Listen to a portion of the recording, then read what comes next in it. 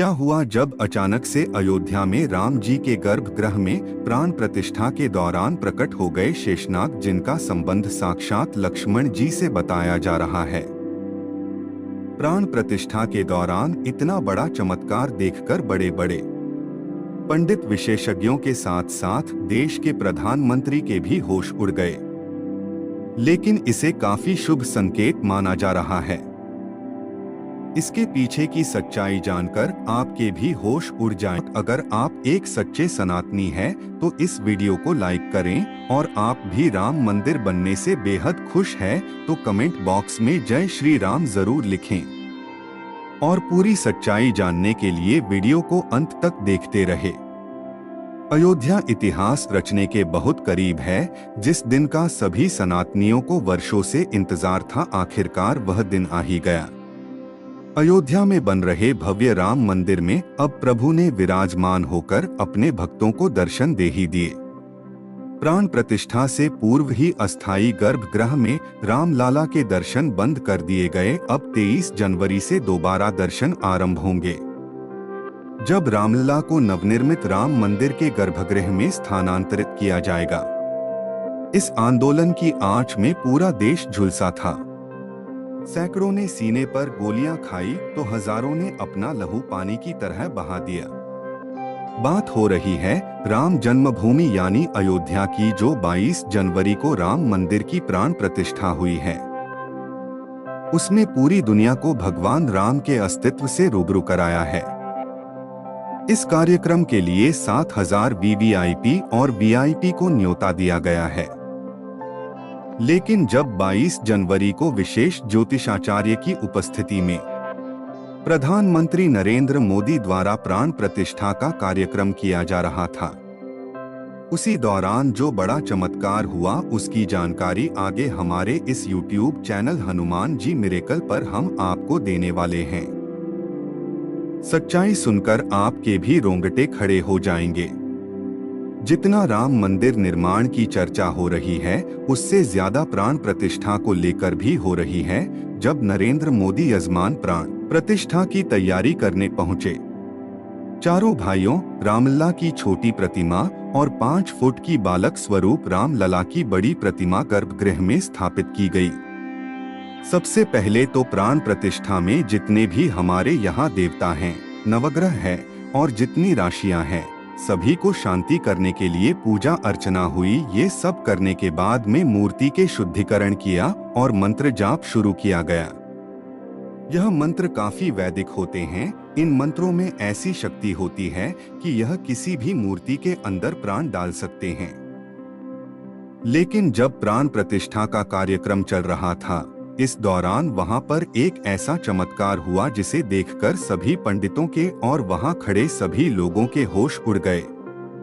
गर्भगृह में प्रभु श्री राम की मूर्ति में चरणों के पीछे से अचानक सांप का एक छोटा बच्चा वहां निकल आया, जिसे देखने के बाद सभी लोगों का यही मानना था स्वयं शेषनाग ने प्राण प्रतिष्ठा के इस कार्यक्रम में आहुति दी है। सभी लोगों ने उन्हें प्रणाम किया और सुरक्षित तरीके से बाहर मंदिर परिसर के बाहर छोड़ दिया गया। लेकिन सबके मन में यही सवाल था, गर्भगृह बहुत सुरक्षित है, चारों तरफ से अंदर किसी जीव जंतु के आने की कोई संभावना नहीं है, तो सांप का छोटा सा बच्चा मूर्ति के पैरों में आखिर कहां से आया था? क्या वहां पर चमत्कारी रूप से प्रकट हुआ था? इसके बाद इस चमत्कार को शुभ संकेत मानकर स्वयं लक्ष्मण जी को वहां पर उपस्थित मानकर पुनः प्राण प्रतिष्ठा का कार्यक्रम शुरू किया गया। अब सबको इंतजार उन 84 सेकंड का, जिसके दौरान प्रभु श्री राम की आंखों से पट्टी हटने वाली थी और मूर्ति में प्राण प्रतिष्ठा होने वाली थी।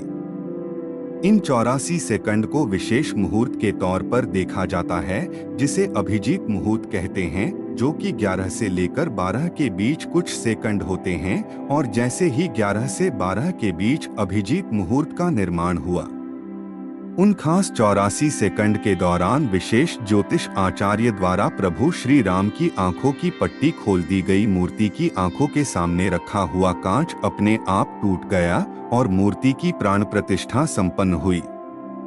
मतलब कहा जाए कि प्राण प्रतिष्ठा अर्थात पत्थर की मूर्ति के जीवंत करना है।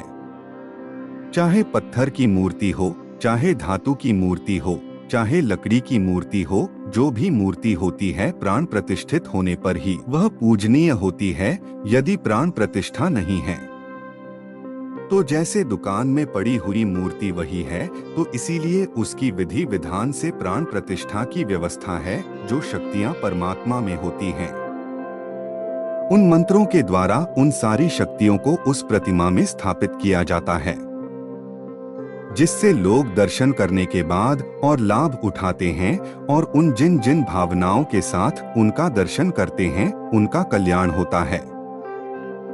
अब सवाल उठता है कि अगर प्राण प्रतिष्ठा के दिन आम जनता राम मंदिर के दर्शन नहीं कर सकती है, तो उनके लिए मंदिर के द्वार कब खुलेंगे? बता दें कि आम जनता के लिए राम मंदिर के द्वार 25 जनवरी से खुल जाएंगे। हालांकि मंदिर के दर्शन के लिए लोगों को पहचान संबंधित अपने दस्तावेज लेकर जाने होंगे। इन दस्तावेजों की लिस्ट में आधार कार्ड को पहले नंबर पर रखा गया है। इसके अलावा देश भर में संघ के 45 प्रांतों में रहने वालों को भी राम मंदिर दर्शन का न्योता भेजा गया है।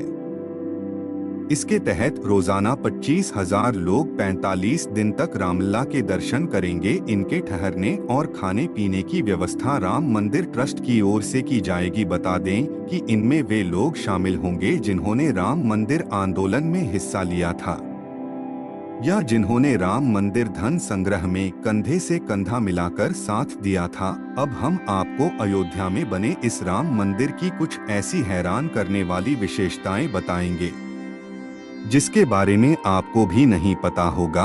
और अगर आप एक सच्चे राम भक्त हैं तो वीडियो के साथ अंत तक जरूर बन रहे। मंदिर का निर्माण प्राचीन भारत की नागर शैली में किया गया है। मंदिर की ऊंचाई कुतुब मीनार की लगभग 70% है। अयोध्या में भव्य राम मंदिर भारतीय पारंपरिक विरासत का सुविचारित वैज्ञानिक रूप से क्रियान्वित और अद्भुत नमूना है। अयोध्या में लगभग 3 एकड़ भूमि पर बना यह मंदिर 161 फीट ऊंचा, 235 फीट चौड़ा है और इसकी कुल लंबाई 360 फीट है। मंदिर को मजबूत बनाने के लिए खास जोर दिया गया है। इसकी नींव 15 फीट गहरी है और फाउंडेशन पूरी तरह स्टोन से बना है। मंदिर में लोहे या स्टील का इस्तेमाल नहीं किया गया है, जिस कारण यह मंदिर 1000 सालों से भी ज्यादा समय तक सुरक्षित रहेगा। मंदिर का निर्माण इस तरह से किया गया है कि रिक्टर स्केल पर 7 की तीव्रता का भूकंप भी इसका कुछ नहीं बिगाड़ पाएगा। राम मंदिर में कुल 46 दरवाजे लगेंगे। इनमें से 42 पर 100 किलो सोने की परत चढ़ाई है। सीढ़ियों के पास 4 दरवाजे लगे हैं जिन पर सोने की परत नहीं होगी। मंदिर के दरवाजों को महाराष्ट्र की सागौन की लकड़ी से बनाया गया है। इन पर हैदराबाद के कारीगरों ने नक्काशी का काम किया है। मंदिर में रामनवमी के दिन भगवान राम का अभिषेक सूर्य की किरणों से होगा। दोपहर के समय जब सूर्य दक्षिण की ओर होगा तब मिरर और लेंस से सूर्य की रोशनी रिफ्लेक्ट होकर भगवान के ललाट पर पड़ेगी। सच में दोस्तों, राम मंदिर का इतिहास बहुत बड़ा है और हम सभी इसके इतिहास के सामने बहुत छोटे हैं, लेकिन यह हमारा सौभाग्य है कि हम राम मंदिर को बनता हुआ अपनी आंखों से देख पाए। हम नमन करते हैं उन सभी कारसेवकों को जिनके बलिदान से हमें आज का यह दिन देखने को मिला है। आप भी नीचे कमेंट बॉक्स में उन्हें श्रद्धांजलि जरूर दें। और अगर आपको यह वीडियो पसंद आई है, अगर आप एक सच्चे राम भक्त हैं तो वीडियो को लाइक करके कमेंट बॉक्स में जय श्री राम जरूर लिखें। रोजाना ऐसी ही सत्य चमत्कारी घटनाएं देखने के लिए हमारे चैनल को सब्सक्राइब करके बेल आइकन प्रेस कर ले। अभी के लिए आप सभी दर्शकों को हर हर महादेव।